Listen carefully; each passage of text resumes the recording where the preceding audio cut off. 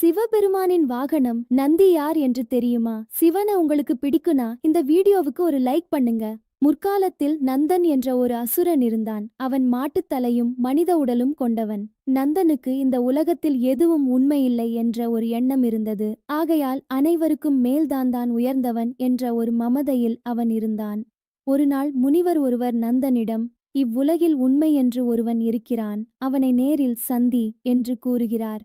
நந்தன் அவன் யார் என்று கேட்டவுடன், முனிவர் கைலாசத்திற்கு சென்று பார், உனக்கே தெரியும் என்று கூறுகிறார். நந்தனும் அகங்காரத்துடன் கைலாசத்திற்குள் நுழைந்தான். அப்பொழுது அவன் கண் முன்னே எல்லையில்லாத ஒரு ஜோதி தெரிந்தது. சிவபெருமானை முதலாக கண்டான் நந்தன். சிவபெருமான் சிறு புன்னகையுடன் இருந்தார். என்னை பார்த்தா சிரிக்கிறாய் என்று நந்தன் சிவபெருமானை தாக்க முயன்றான். சிவபெருமான் நந்தனின் ஆணவத்தை அடக்கி அவனை தன் கட்டுக்குள் கொண்டு வந்தார். அப்பொழுது நந்தன் சிவபெருமானின் நிதர்சன உண்மையை அறிந்தான். அந்த நொடியே சிவபெருமான் அவனை மன்னித்து, உன்னுடைய தேடலுக்கான பதில் நானே என்று கூறினார்.